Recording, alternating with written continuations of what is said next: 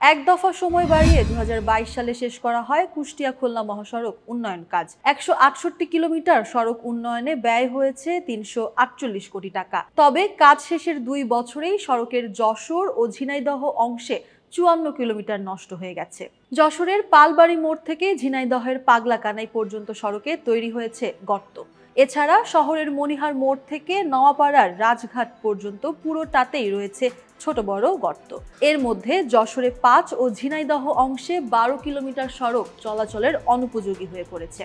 শিল্পোদ্যোক্তারা বলছেন, উত্তর ও দক্ষিণবঙ্গের মধ্যে যোগাযোগ স্থাপনকারী একমাত্র মহাসড়ক এটি। প্রতিদিন এ সড়ক দিয়ে খুলনা, ঢাকা, কুষ্টিয়া সহ আঞ্চলিক রুটের কয়েক হাজার যানবাহন চলাচল করে। খুলনা, কুষ্টিয়া ও যশোর অঞ্চলে শিল্প প্রতিষ্ঠান রয়েছে। মোংলায় রয়েছে দেশের দ্বিতীয় সমুদ্র বন্দর। বেনাপোল স্থলবন্দর, দেশের প্রথম রেলপথ ও এশিয়ার সর্ববৃহৎ চিনিকল রয়েছে এই অঞ্চলে। মহাসড়কটির নিয়ন্ত্রণকারী প্রতিষ্ঠান সড়ক ও জনপথ বিভাগের যশোর ও ঝিনাইদহ অফিস সূত্রে জানা গেছে, 2014 থেকে 17 সালের মধ্যে 168 কিলোমিটার মহাসড়ক সংস্কার, পুনঃসংস্কার ও নির্মাণের আওতায় বরাদ্দ হয় প্রায় 1400 কোটি টাকা। মহাসড়ক পুনর্নির্মাণ কাজ কোনো কোনো জেলায় এখনো চলমান। যশোর সড়ক ও জনপথ বিভাগ সূত্র বলছে, মহাসড়কের যশোর শহরের পালবাড়ি মোড় থেকে অভয়নগরের রাজঘাট পর্যন্ত 38 কিলোমিটার সড়ক উন্নয়ন কাজের অনুমোদন মেলে 2017 সালে। মহাসড়কের দুটি অংশের কাজ পায় তমা কনস্ট্রাকশন ও মাহবুব ব্রাদার্স। দুটি প্যাকেজে 321 কোটি টাকা ব্যয়ের প্রকল্প শেষ হওয়ার কথা ছিল 2020 সালের জুনে।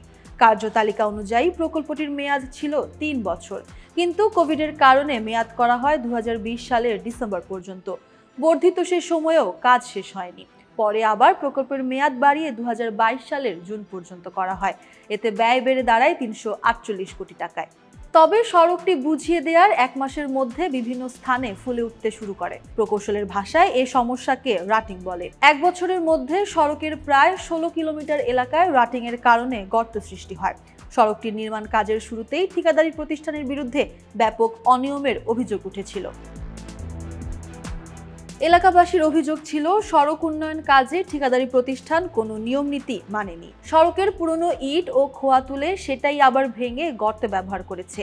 এছাড়া সড়কে 5 ফুট গর্ত করে ভিত তৈরির নির্দেশনা থাকলেও সে নিয়মও মানা হয়নি। নতুন ইট, বালি ও খোয়া ব্যবহারের কথা থাকলেও ইট বালি দিয়েই ফের ভরাট করা হয়েছে।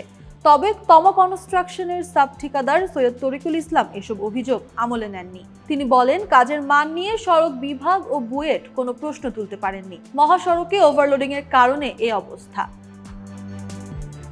সড়কের যে স্থানে রাটিং সৃষ্টি হয়েছে সেখানে নতুন করে বরাদ্দ হওয়া ঢালাইয়ের কাজও আমরাই করছি। সড়কের এ দুর্দশার দায় সবার বলে মনে করেন যশোর সড়ক ও জনপথ বিভাগের নির্বাহী প্রকৌশলী গোলাম কিবরিয়া। তিনি প্রশ্ন তোলেন, যারা সড়ক ব্যবহার করেন তাদের কতজন নিয়ম মানেন?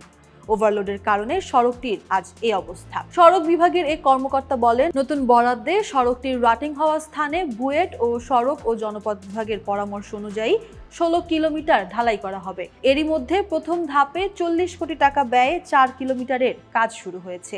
ঢালাই শেষ হলে সড়কে যাতায়াত সমস্যা হবে না বলে আশা করছি।